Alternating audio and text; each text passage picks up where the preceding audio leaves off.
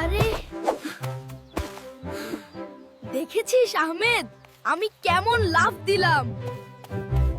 আরে দাঁড়াও বিলাল, তুমি কিসের উপর দিয়ে লাফ দিলে? আরে ওটা তো একটা পচা কলার খোসা। চলো চলো, দেরি হয়ে যাচ্ছে।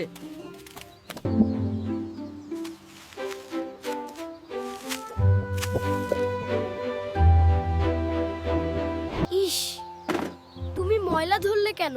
জামা নষ্ট হবে না ভাই।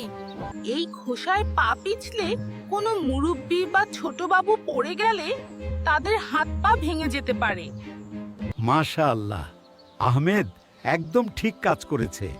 আসসালামু আলাইকুম দাদু। এটা কি ভালো কাজ? ওয়ালাইকুম আসসালাম।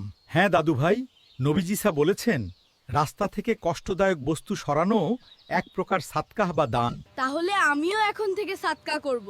রাস্তায় পাথর দেখলে সরিয়ে দেব। চলো, এখন আমরা দুজনেই সাদকা হিরো।